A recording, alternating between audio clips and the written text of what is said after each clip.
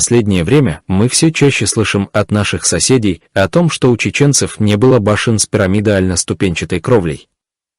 Здесь для ликвидации их безграмотности мы приводим ряд чеченских башен с различных районов Чечни с вышеуказанным типом кровли.